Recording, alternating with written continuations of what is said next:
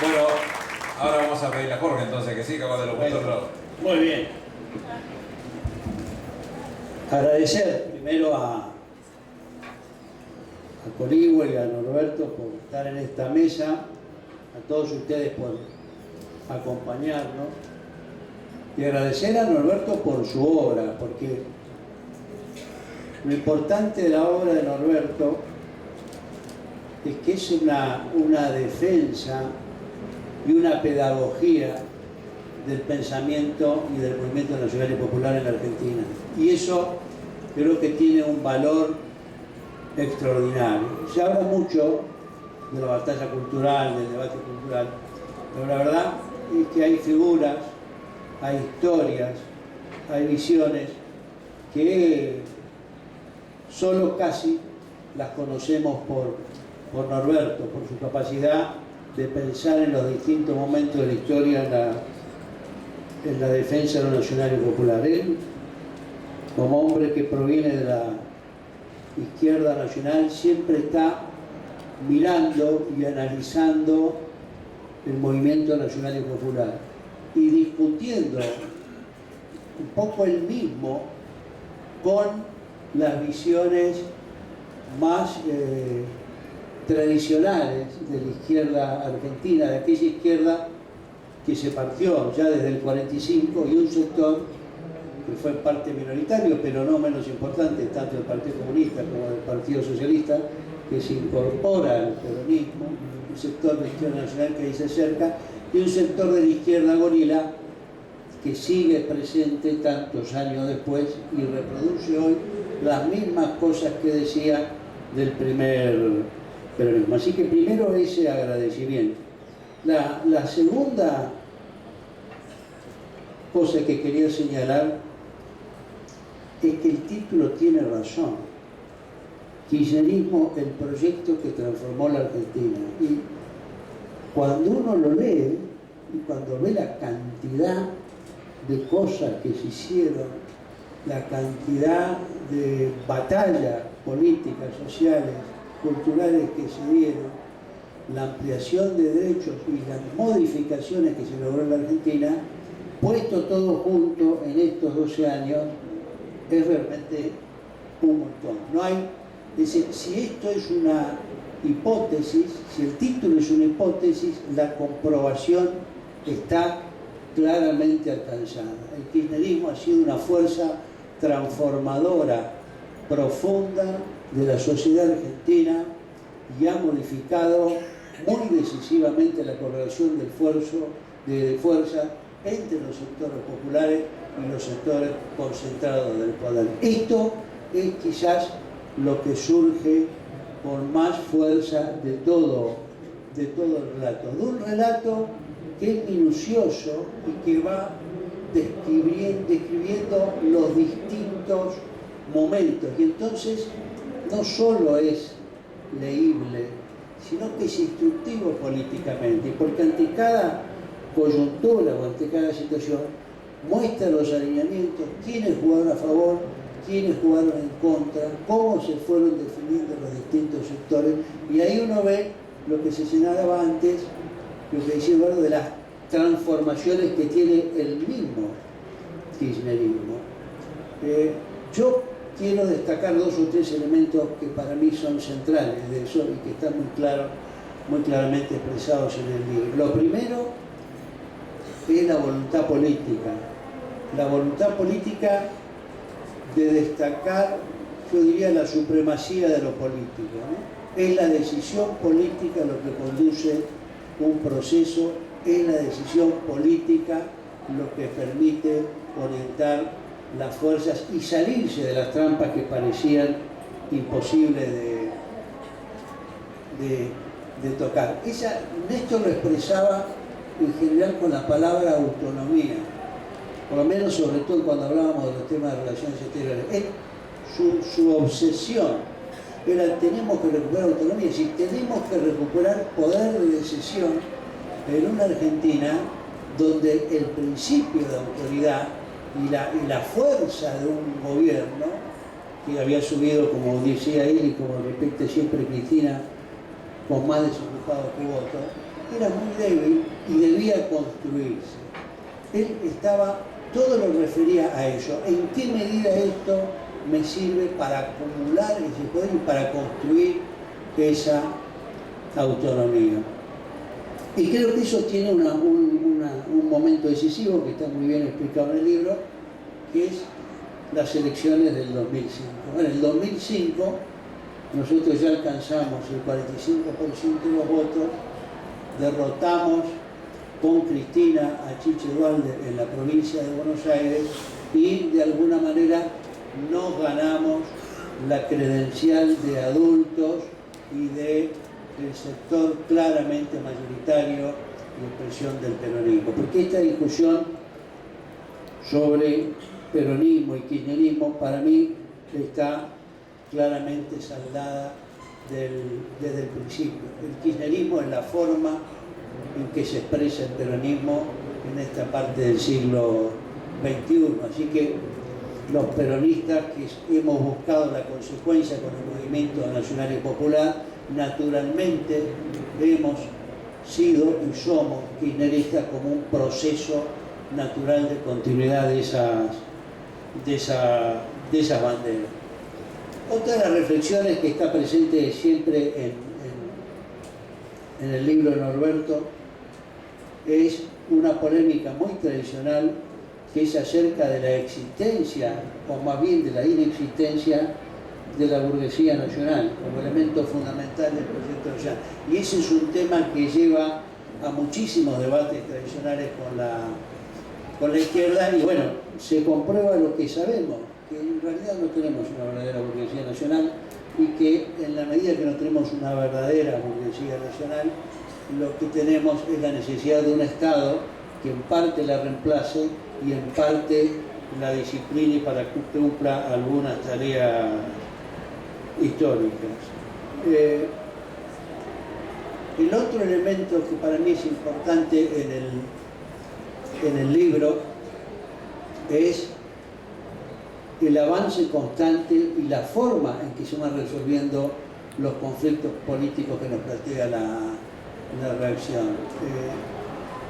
Siempre, y eso fue muy así en Néstor, pero también en Cristina, siempre cuando estamos arrinconados saltamos para adelante y para la profundización del proceso. Nunca ha habido una salida.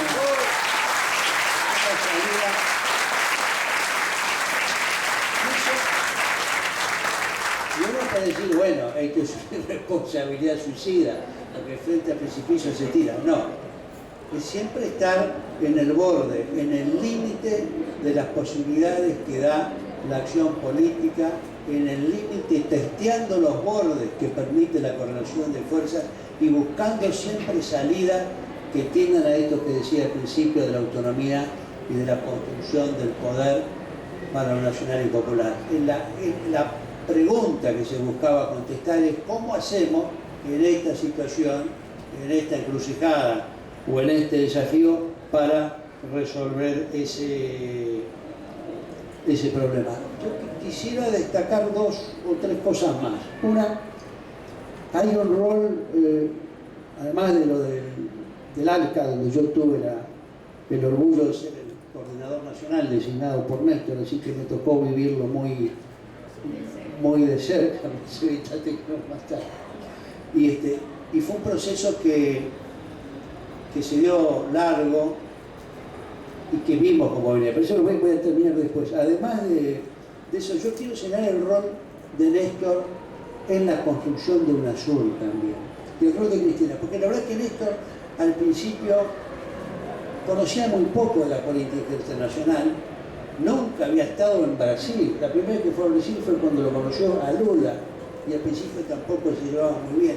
Pero muy rápidamente Néstor fue comprendiendo las líneas de la política internacional y sobre todo fue comprendiendo la importancia de la integración regional como una herramienta fundamental en la construcción de esta autonomía frente a los poderes concentrados. Por eso él termina como secretario general de la recién creada UNASUR. No es un capricho, es un proceso político en donde él, de ser un líder mucho más volcado al interno, va primero descubriendo, después incorporando y después embalándose y liderando junto con Lula y con Hugo este proceso de integración regional. Pero la que tuvo un rol muy importante en la gestación de UNASUR es Cristina, porque después de la reunión de la Isla Margarita, que fue el primer encuentro sudamericano de energía, que es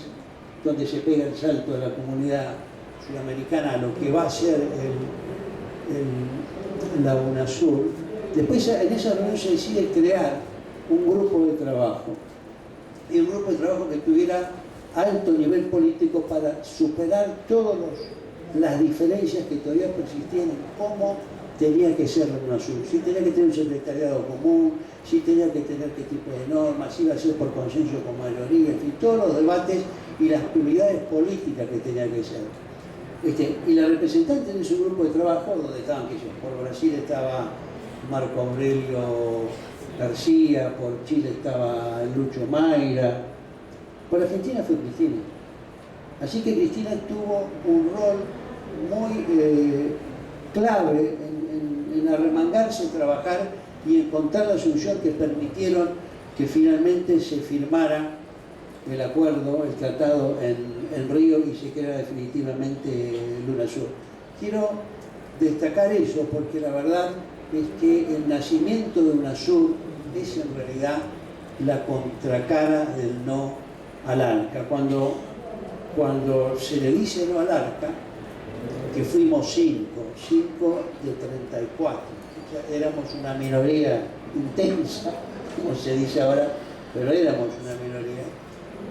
Cuando se dice no al ALCA, lo que se abre, cuando se dice no a una estrategia de integración subordinada a la gran potencia hemisférica, lo que se dice es sí a la creación de una integración entre iguales, sí a la estrategia de fortalecerlos entre hermanos y sí a ese viejo sueño de la patria grande. Yo quiero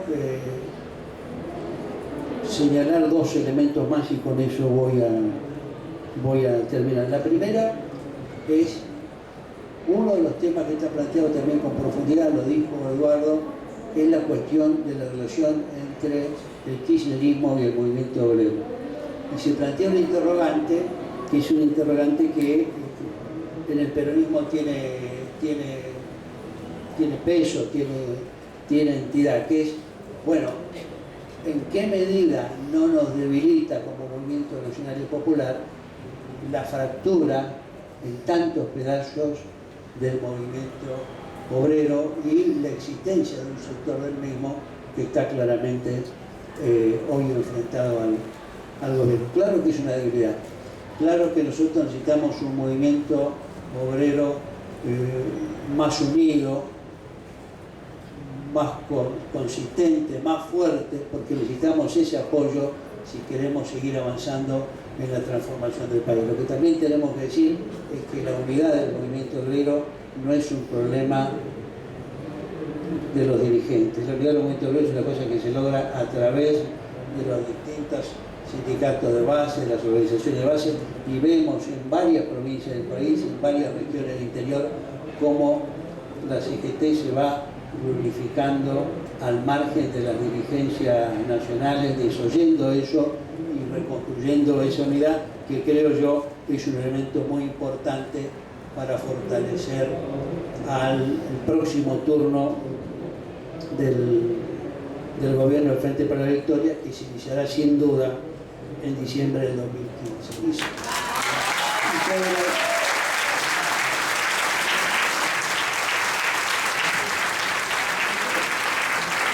Sobre eso, dos palabras. Una, reiterar, lo digo en todas partes, seamos conscientes y transmitamos a todos los compañeros y compañeras y a toda la sociedad la importancia de que el Frente para la Victoria, si la expresión del Movimiento Nacional y Popular, triunfe en las elecciones de octubre. No hay equívoco posible. Aquel que dice que es más o menos lo mismo, o no entiende nada, o claramente nos está engañando.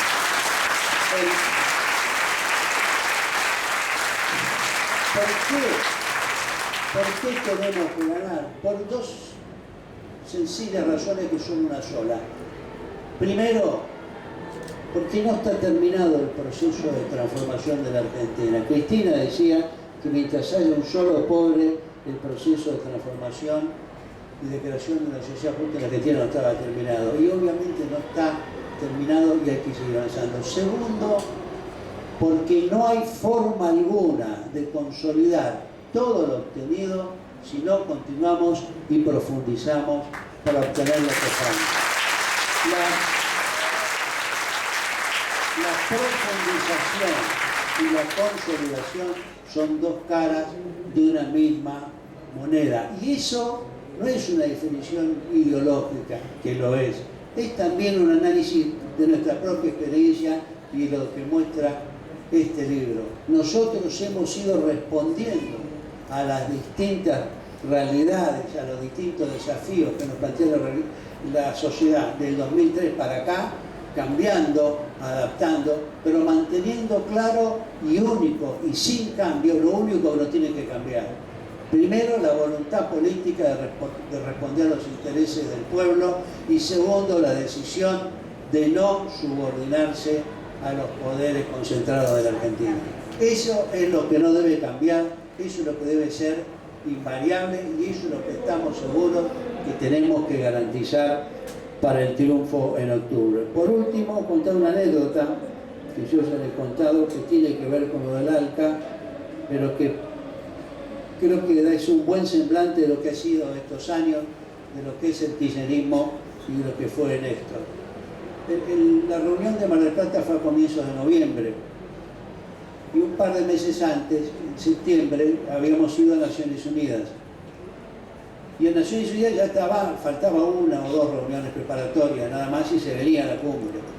Y obviamente nosotros lo que no habíamos hecho era poner la palabra ALCA. Teníamos un documento con 140 páginas más o menos, una declaración presidencial, un plan de acción, y nunca aparecía la palabra ALCA, y ya la presión de Estados Unidos, de algunos de sus principales aliados, México, Chile, porque incluyéramos el tema del ALCA, era obviamente desbordante. Entonces, en una reunión que en esa semana en Nueva York, Néstor, Lula y Chávez se pusieron definitivamente de acuerdo en que el ALCA iba a ser rechazado, que no se iba a aceptar la propuesta de libre comercio que había realizado ya años atrás de Estados Unidos. Eso se soldó ahí. Y en una reunión, cuando terminó una reunión en el hotel con unos empresarios americanos, cosas así, yo me quedé a solas con él y dije: mirá, Néstor, a mí ya la presión que estoy recibiendo me está desbordando, te van a empezar a llamar a vos para hablar de la ALCA, eso, o sea, va a pasar a nivel de los presidentes, a mí ya no me van a nosotros, yo no voy a aguantar más esto. Y Néstor, estábamos solos, así que no era para el público. Me dice: Jorge, vos no te confundas, yo no voy a hacer nada que vaya contra los intereses del pueblo, ni voy a hacer nada que me pueda reprochar la historia. Eso fue la contigo, eso fue lo que me bueno, y con eso voy para terminar.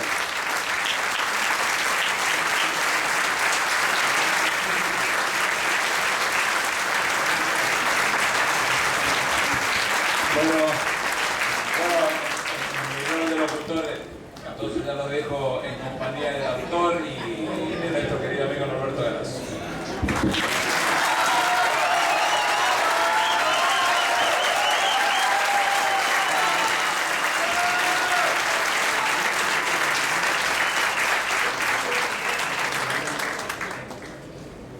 Bueno, en primer término, dos aclaraciones. La primera, que desde ayer estoy en estado gripal, por el cual el médico amigo me dijo: en la feria acostumbran a poner aire acondicionado te va a terminar reventando. Pero la presencia de ustedes parece ser más efectiva que los medicamentos farmacéuticos.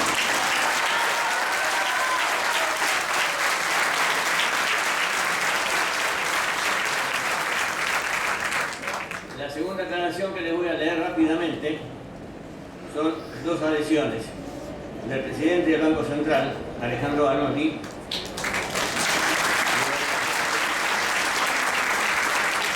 Dice: lamento no poder esta tarde compartir con ustedes la presentación del libro a la que me había comprometido.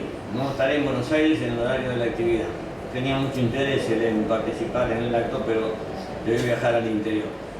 En un contexto de intenso debate con el que se discute sobre las bondades del proyecto que se ha encarado en esta última década y que permitió conseguir altos niveles de crecimiento con justicia social, tener este libro que explica y difunde los pilares de dicho modelo es, sobre todo, indispensable en las disensiones presentes y futuras para poder defender ese proyecto de país inclusivo que dignifica a los trabajadores ante la arremetida de una derecha conservadora que quiere volver un país para pocos.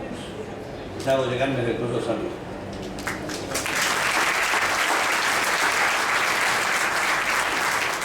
Y una adhesión del presidente del bloque de diputados del Frente para la Victoria de la Cámara de Diputados de la Provincia de Buenos Aires, Fernando Chilo Navarro.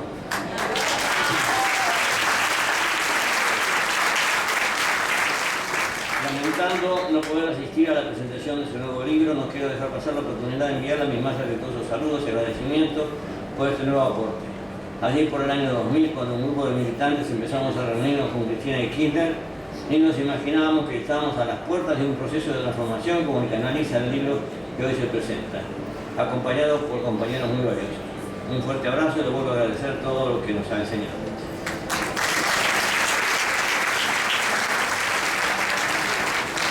La otra aclaración es que este es un libro de alguien que intenta ser un historiador, pero que por sobre todo es un militante. Y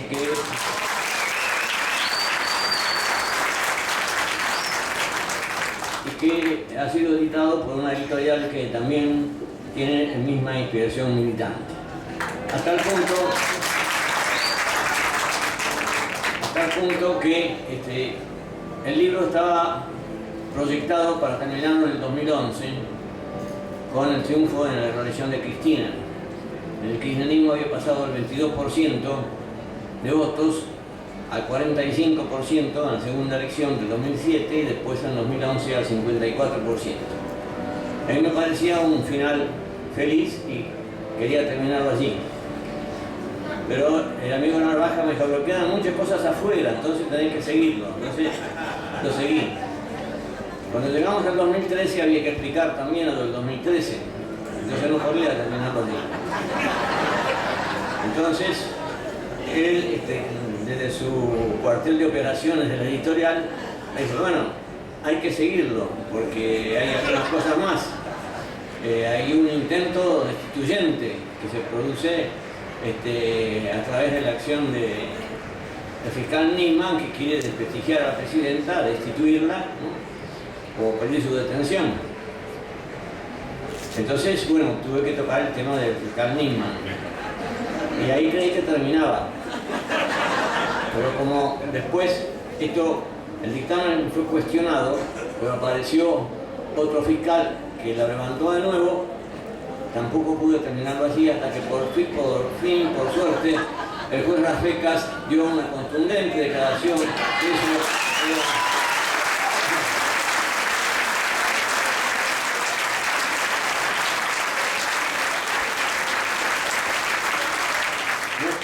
Ningún destino. Entonces me apresuré a poner la fecha de finalización, porque si no vamos a tener que enfocar el resultado de las elecciones próximas y derivarlo para la feria siguiente.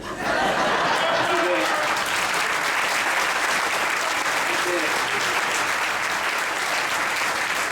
que este libro comparte esa militancia de la editorial y comparte la presencia de ustedes. Yo tengo que decir muy pocas cosas porque primero nos pusieron música para darnos placer y ahora nos dijeron que a las 6 en punto tenemos que irnos porque viene otra presentación. Entonces, muy agradecido a ustedes y agradecido a los compañeros por lo que han dicho. En realidad,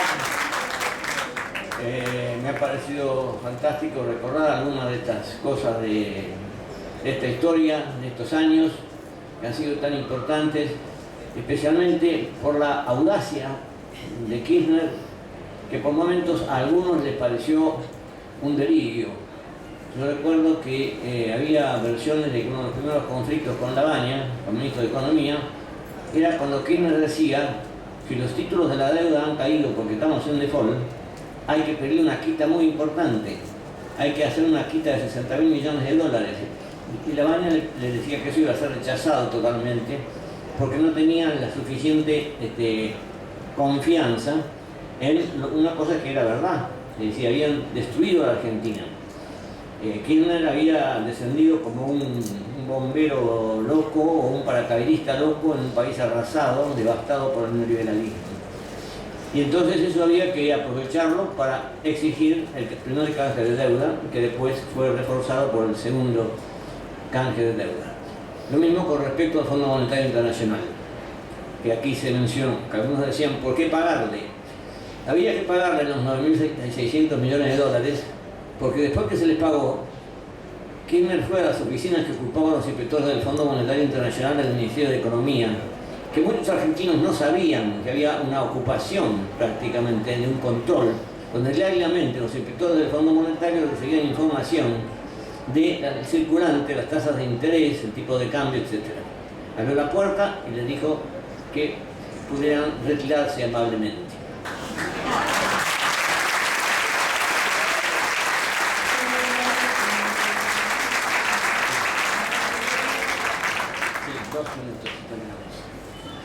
Por las dudas me ratifican que tenemos que terminar.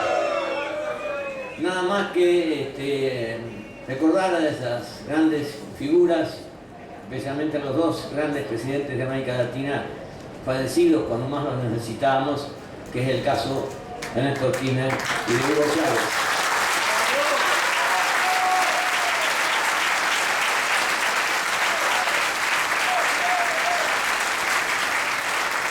Kirchner, que tuvo el coraje de decirle a Bush: nosotros no aceptamos que nos vengan a prepotear.